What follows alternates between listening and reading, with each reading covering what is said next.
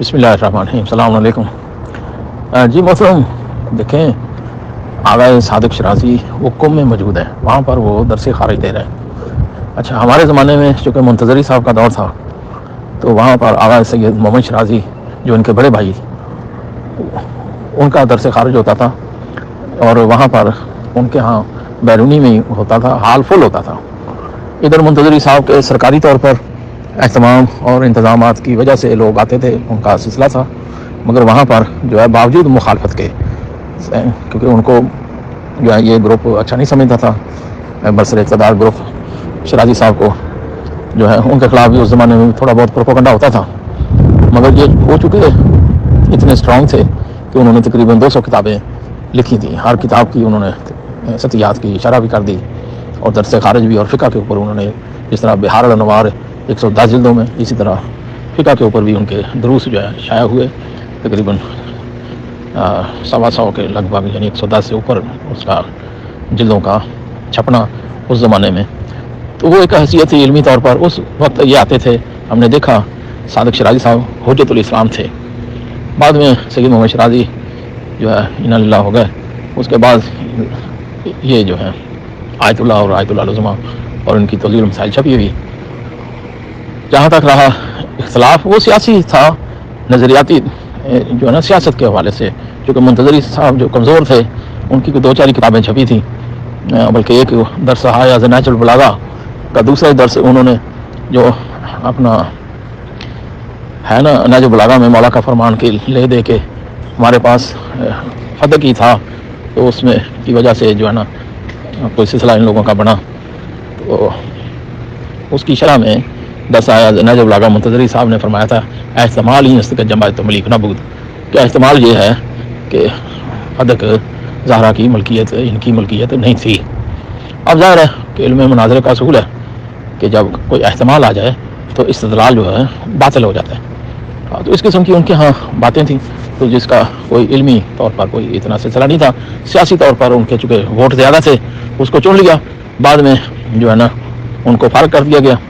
तो वो सियासी तौर पर मुखालिफ थे। जैसे आगा सैयद सादिक अपना रूहानी के मुखालिफ हुए, उनको नज़रबंद कर दिया गया था, और आगा शरीयत मदार के साथ जो कुछ हुआ सब जानते हैं। तो ये इन्होंने सियासी तौर पर अपना सिलसिला जमाने के लिए ऐसे सिलसिले किए थे।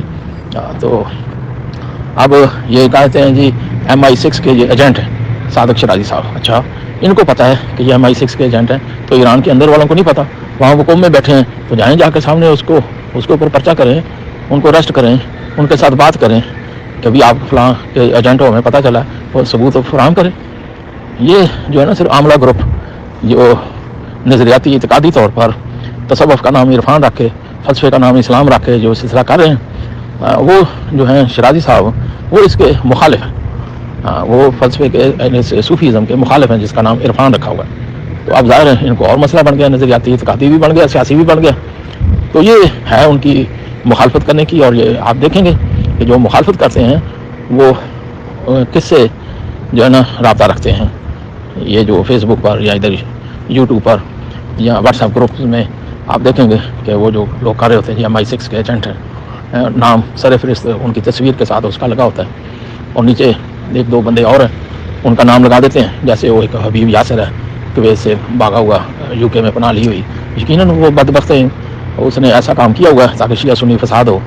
उसने हज़रत आयशा के बारे में नाज़ेबा अल्फाज कहे थे, तो उसकी मजम्मत हम करते हैं। किसी के बंदे के कहने की वजह से ये थोड़ी है कि उसका मर्जा जो है उसको इजाज़त दे रहा है कि तू जाके ऐसा फितना डाल, ये फसाद कर, या ऐसे बयान दे। उनको अगर बयान किया जाए वो भी उसकी मजम्मत ही करेंगे। तो लिहाजा ये सिर्फ आमला ग्रुप का अभी प्रोपेगेंडा है। उनमें अगर हिम्मत और ज़रूरत है तो ये, जैसे पाकिस्तान में जवाद नकवी ग्रुप, ये आमला ग्रुप है, तो वो जो जाकर कौम में उनसे बात कर लें सामने बैठकर। मगर नहीं, ये राजा नासिर, ये सारे इन्होंने जो वहाँ कौम में मुंतज़री का दौर हमने देखा कि ये बाई फोर्स चाहते हैं कि भाई हमारा कंट्रोल हो, क्योंकि इनकी तरबियत, इनका ज़हन ऐसे लोगों का यही है। वो जिस तरह वो है ना, मुक जाओ या झुक जाओ, यानी यहाँ ख़त्म हो जाओ, इनको मुका दो या झुका दो, ये ज़हन है इन लोगों का कि हमारे आगे कोई उठे ना, झुक जाए या मुक जाए जी, या ख़त्म हो जाए। तो वो इस तरीके से चाहते हैं कि बस हम छा जाएं, दूसरे مک جائیں یا جھک جائیں. اس لیے ایران میں کوئی بندہ ان کے ساتھ ہے بات چیت نہیں کرتا, کوئی آگے آزادی نہیں ہے, کوئی گفتگو نہیں کر سکتا. جس طرح پاکستان میں ہم مراجع کو علماء کو دیکھتے ہیں گفتگو کرتے ہیں, حکومت پر بھی تنقید کرتے ہیں, تو بات چیت وہاں پر ایک مرجع بات نہیں کر سکتا تھا. کیونکہ آغا صادق روحانی نے جب منتظری صاحب کا انتخاب ہوا تھا, انہوں نے فرمایا تھا کہ سینئر کے ہوتے ہوئے جونیئر کا انتخاب چاہے مانا دار, کہ منتظری ایک جونیئر آدمی, ان سے سینئر جو ہے موجود ہیں, اور ان کے ہوتے ہوئے اس کا انتخاب کیوں ہوا. ہاں, تو میں اس کو اپنا ولی فقیہ نہیں مانتا. اسی وقت جو ہے وہاں مدرسہ روحانی ان کا جو صادق روحانی کا, وہاں پاسدار گئے, اس کو ریسٹ کیا, گھر میں جا کر نظر بند کر دیا. وہ کتنا عرصہ نظر بندی رہے, منتظری کے دور کے بعد وہ رہا ہوئے, اور مدرسے پر بھی قبضہ اس کا. آپ ایک مرجع, ایک عالم کتنا وقت صرف کرتا ہے, پھر وہ اپنا مدرسہ بناتا ہے. اور وہ سید صادق روحانی جس کی توضیح المسائل چھپی ہوئی تھی, آغا گول پیغانی جس کی توضیح المسائل چھپی ہوئی تھی, آغا مراچی نجوی جن کی توضیح المسائل چھپی, یعنی جو مراجع تھے ان کی اہمیت کو نہیں مانا گیا, اور جو جونیئر تھا شخص اس کو لا کر ولی فقیہ کے عہدے پر بٹھانے کے لیے امید امام بنا دیا. یہ کہاں کا اصول ہے, کہاں کی بات ہے؟ کہ اگر آپ کے بندے زیادہ ہیں تو وہ جس کا مرضی انتخاب کر لیں, پھر لوگوں کا انتخاب ہے نا, تو پھر جو ہے علم کو سلام ہی ہے. پھر جی, کہ جب ایک عالم کے ہوتے ہوئے غیر عالم کا, یعنی جو اس سے سینئر جب موجود ہیں ان کو چھوڑ کر جونیئر کا انتخاب ہمارے یہاں کدھر تھا. یہی قبلہ شیخ الجامعہ اختر عباس نجفی نے جو ہے مولانا صفدر حسین صاحب کی برسی کے اوپر فرمایا, چیلم کے اوپر, یا برسی کے اوپر میں جا وہاں شیعہ قوم ہمارے پاس علم ہی تھا, ہم علم کو سلام کرتے تھے, عالم کے ہوتے ہوئے غیر عالم کو آگے نہیں لاتے تھے. آج تم یہ چیزیں بھول چکے ہو. ہم یہ کہتے کہ علی جو کا علم ہے تو عالم ہے, اس کے ہوتے ہوئے اس کے مقابلے میں کوئی آئے تو اس کا ہم ساتھ نہیں دیتے, اس کا انتخاب جو ہے اس کو ہم مناسب نہیں سمجھتے. تو یہ ایک قاعدہ کلیہ اصول تھا ہمارے پاس. آج تم یہ اصول کو چھوڑ بیٹھے ہو. آج سینئر علماء کے ہوتے ہوئے جونیئر کو اس کے اوپر کیوں مسلط کر رہے ہو. تو یہ چیزیں اب چونکہ جس کی لاٹھی اس کی بھینس ہے, اقتدار ہے, جس کے پاس کنٹرول آ جائے وہ چھا جائے. تو یہ سلسلہ ہے. اور اسی طرح آپ دیکھ لیں کہ آغا رہبر کا انتخاب جب ہوا ہے, تو جب خمینی صاحب کا انتقال ہوا ہے اس وقت ان کو کیوں نہیں لے کر آئے, کیونکہ اس وقت یہ حجت الاسلام تھے جی.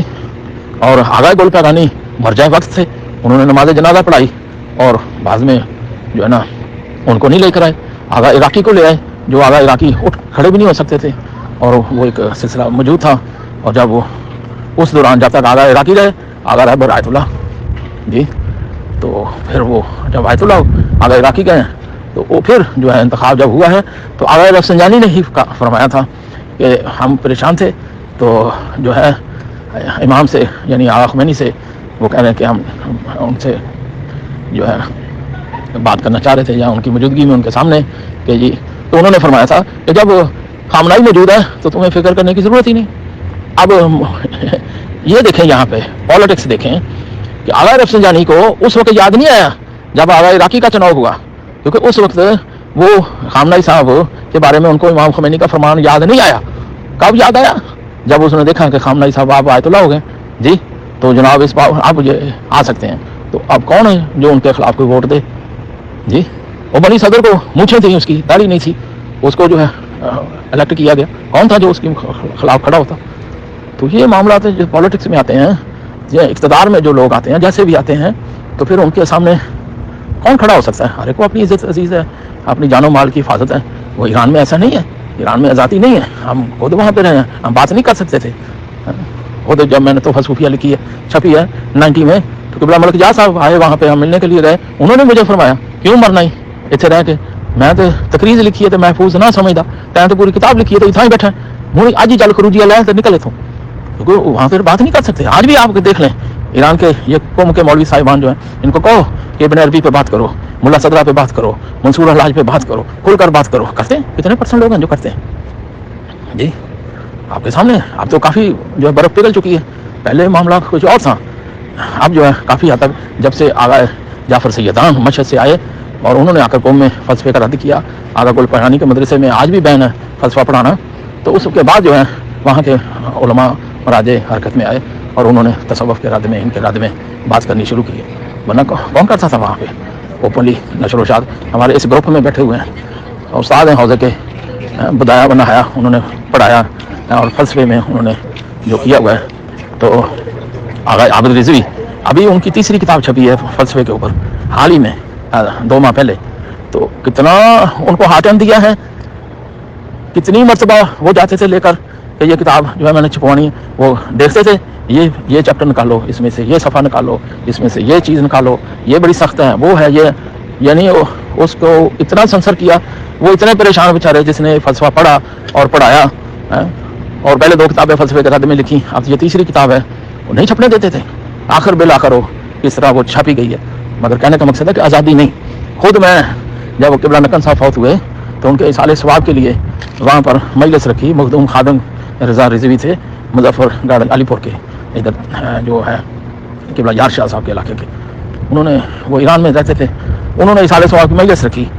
वो खुद बेचारे, उन्होंने, मैं उधर ही था, उन्होंने खुद मुझे बताया कि ये मैं 1 फुट का इश्तिहार बनाया है मजलिस तरहीम का कि वहाँ हुसैनिया में मजलिस रखी है, तो वो मैं पक्ष करना चाहता हूँ, छापना चाहता हूँ ताकि लोगों को पता चले।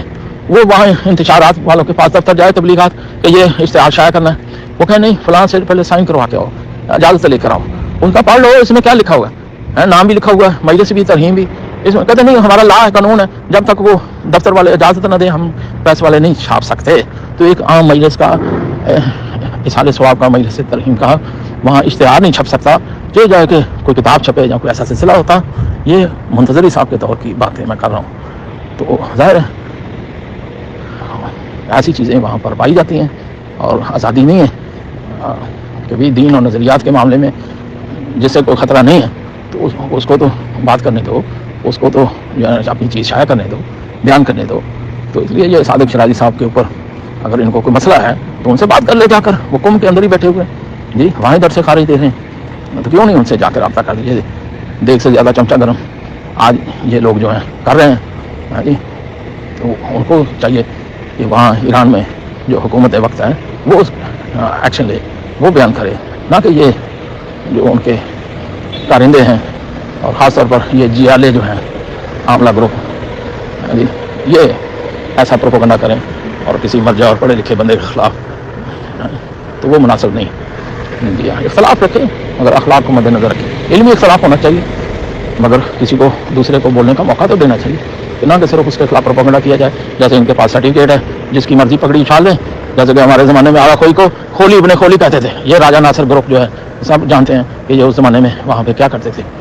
ये दुख्तर सादकी के शागिर्द जो आप क्या कहते हैं कि दुख्तर सादकी के दर्स तफसीर के दौरान किसने अटैक किया था, क्यों किया गया था? बाई फोर्स, ताकत के ज़रिए रोकना चाहते थे। तो ये इनकी वही सोच है, झुक जाओ या मुक जाओ, या मुका दो इनको या झुका दो, 2 ही चीज़ें इनके लिए, तीसरी चीज़ लगती ही नहीं।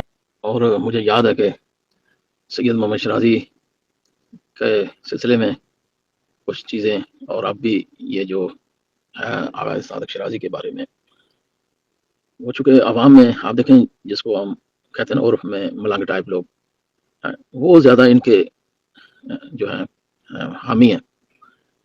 उसकी वजह यह है कि सैयद मोहम्मद शराजी के मुक़ल्लिद जो थे वो मौलवी इस्माइल भी उनका मुक़ल्लिद था। ताजुद्दीन हैदरी भी कहता था मैं सैयद मोहम्मद शराजी का मुक़ल्लिद हूँ। आखिर क्यों? उसकी थोड़ी सी बैकग्राउंड, क्योंकि सैयद मोहम्मद शराजी का थोड़ा सा नरम गोशा था ऐसे नज़रियात के बारे में। वो खुद कुवैत में रहे कितना अर्सा, बाद में वो कौम आकर वहाँ उन्होंने जो सिलसिला शुरू किया। मुझे याद है आयतुल्लाह उज़्मा आगा अख्तर अब्बास नजफी जब कौम आए तो उनसे मुलाकात हुई शराजी साहब से, तो उन्होंने उनसे फरमाया कि पाकिस्तान में ये जो है ना आपका थोड़ा सा नाम लेते हैं और ये शेखी जो लोग हैं कुवैत वाले और उसके वकला हामी वो उसकी तशहीर करते हैं, तो आपका फतवा नहीं है हमारे पास, बाकी मराजे का है, आप भी फतवा दें अहकाकी के खिलाफ। तो आगा शराजी ने फरमाया मैं रहा कुवैत में और मेरे साथ अहकाकी ने बड़ा अच्छा सलूक किया, इज़्ज़त करता था, हत्ता कि कोई मोमिनीन के काम रुके होते मैं उसका जो है लिख देता कि जाओ अहकाकी के पास तो वो तुम्हारा काम करवा देगा, तो वो कर देता था। तो मेरी उसने रिस्पेक्ट की, इज्जत की।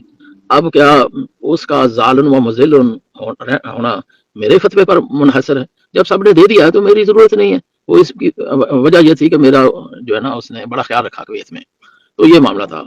तो उन्होंने फतवा नहीं दिया था, बकिया जो है उलमा ने फतावे दिए हुए थे जो हमने तोहफा शेखिया में शाया किए थे, उससे पहले इंतबाह शिया में भी शाया हुए। और दूसरा मुझे याद है कि जब कुलियतुल क़ज़ा का 2 साल का कोर्स कराते थे आगा शेखुल जामिया अख्तर अब्बास नजफी, وہاں درس کے دوران ہی انہوں نے مجھے فرمایا کہ میں نے اس وقت تحفہ شیخیہ چھپی تھی، تو جتنے ان کے اسٹوڈنٹ تھے کلیہ کے 10 تھے غالباً اس وقت، تو انہوں نے فرمایا کہ میں نے جو ہے نا ان سب کو کہا ہے کہ تحفہ شیخیہ لے کر پڑھو، تاکہ شیخیت کا جو معاملہ ہے، آپ لوگ جاتے ہو تبلیغات کے لیے پبلک میں عوام میں، تو آپ کو شیخی عقائد کا پتہ ہونا چاہیے، تو اس لیے تحفہ شیخیہ تمہارے لیے ضروری ہے کہ ہر جو ہے نا بندہ اپنے پاس تحفہ شیخیہ رکھے۔ دوسری بات انہوں نے فرمائی، آن دی ریکارڈ ہے، وہاں پہ درس ان کے ریکارڈ ہوئے ہیں، تو آغا نے شیخ الجامعہ نے کہ میں نے ان کو کہا ہے، یعنی آپ نے جتنے کلیہ کے وہ اسٹوڈنٹ تھے، کہ کبھی سید محمد شیرازی کی ترویج نہ کرنا، کیونکہ اس سے شیعت کو تقویت نہیں پہنچے گی، اس سے شیخیت کو تقویت پہنچے گی، اس کے نظریات کی، اس کی اپنا شیرازی کی ترویج نہ کرنا۔ اور خود انہوں نے چونکہ فقہ کی کتابوں کے کتاب و شہادات، کتاب دیات اور اس طرح کی جو ہے نا کتاب القضاء کا جو ترجمہ کیا ہے چند کتابوں کا، انہوں نے فرمایا کیونکہ ضیاء کا دور ہے، وہ کہیں فقہ جعفریہ ہے کی، تو اس لیے جو ہے نا ہم نے چاہا کہ وکلاء کو، ججز کو، لوگوں کو پتہ چلے کہ اہل سنت کی فقہ کی کتابوں کے ترجمے ملتے ہیں، ہماری کتابوں کے ترجمے جو ہے ہوں اور پھر وہ پبلک کے سامنے جائیں، اس کے لیے چھپوانے کا بھی مسئلہ تھا۔ تو اس لیے میں نے سید محمد شیرازی چونکہ وہ موجود ہے اور اس کی فقہ پر یہ بہترین کتابیں تھیں، اس لیے میں نے اس کا ترجمہ کر دیا اور اس کو کہا بھی، وہ اس نے چھپوا بھی دی، تو فقہ کی کتابیں ہم نے چھپوائی تھی، یہ مطلب قبلہ صاحب نے، تو آج بھی وہ اویلیبل ہے۔ تو اس طرح یہ جو ہے، اور مجھے یاد ہے لطیف چکوال کا تھا ایک مولوی، کویت میں رہتا تھا، اس نے سید محمد شیرازی سے اس زمانے میں سوالات کیے، تو سب کے اس نے مثبت جواب دیے، بھلے بزن اللہ، بھلے بزن ہی تعالیٰ، بھلے، یعنی سارے ہاں ہاں ہاں ہاں میں جواب دیے تھے، تو جس سے وہ ملنگ اعظم خوش ہوا تھا۔ تو اب یہ بھی نرم گوشہ رکھا انہوں نے شاعت سالسہ در تشہد کے بارے میں، انہوں نے لکھا تھا توضیح المسائل میں، بعید نیست کہ جز اذان ہو، یعنی تشہد کی تو بات ہی نہیں ہے، تشہد انہوں نے فرمایا کہ اسی طرح پڑھو کہ جس طرح مراجع اعظام نے اپنی توضیح مسائل میں لکھا ہوا ہے، مگر اذان کے بارے میں بھی اس نے نہیں لکھا تھا۔ مگر اب صادق شیرازی صاحب نے کیا کیا کہ جز اذان بنا دیا شہادت ثالثہ کو، اس سے یہ ملنگ اعظم خوش ہو گیا۔ تو اس طرح جو ہے نا تھوڑے سے آپ کہہ سکتے ہیں کہ یہ معاملات جس سے ملنگ اعظم تھوڑا سا خوش ہو، تو اس طرح انہوں نے تھوڑا سا نرم گوشہ رکھا ہوا ہے شیرازی برادران نے۔ اور پھر جب سید محمد شیرازی صاحب کے جوابات آئے نا لطیف چکوالی کے سوالات کے جواب میں کہ بھلے باذن تعالیٰ، بھلے باذن تعالیٰ، ہر سوال کے جواب میں کہ ہاں اللہ کے حکم سے، ہاں اللہ کے حکم سے، سارے وہ شیخی خوش ہو گئے، انہوں نے کہا بھی ادھر تو بھلے بھلے، تو پھر شیخیوں کی ہوگی بلے بلے دیا۔ اور جب وہ فتاوی آگئے اختر عباس نجفی سے میں نے پوچھا کہ یہ شیرازی صاحب نے یہ کیا، تو انہوں نے فرمایا کہ یہ نیم شیخیت ہے، نیم شیخیت ہے۔ اور پھر ادھر اپنا آگا شیخ محمد حسین نجفی سے میں نے پوچھا یہ فتاوی ہے، تو انہوں نے فرمایا نہیں یہ نری شیخیت ہے، یا تو نری اور نیم۔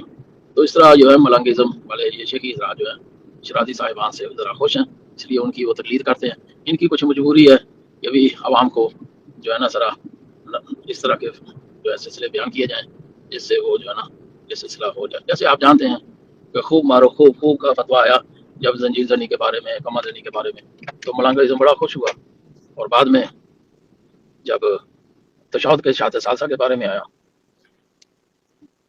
تو اس وقت وہ جو ہے سارے شہادت ثالثہ در تشہد انہوں نے کہا کہ جائز نہیں، تو پھر وہی ملنگ اعظم ان کے خلاف ہوگا۔ تو ہو جاتا ہے اس طرح۔ جو آغا رستگار جس نے تفسیر البصائر لکھی عربی میں، بڑی ضخیم تفسیر، وہ شہادت ثالثہ در تشہد کا جواز کا قائل تھا، اور جب وہ علی قمی بکر والا گیا اور اس کا وکیل تھا، تو لوگوں نے کہا قوم میں کہ اب یہ تہران میں، تو اس سے پوچھ عقد سیدزادی کے بارے میں، تو جب اس نے عقد سیدزادی کا پوچھا تو اس نے کہا نہ صرف جائز ہے بلکہ میں نے خود سیدزادی سے شادی کی ہوئی ہے، پھر وہ اس کو چھوڑ کے آئے۔ تو اس طرح جو ہے نا شیخیت کا تھوڑا سا مسئلہ ہے۔ جزاک اللہ۔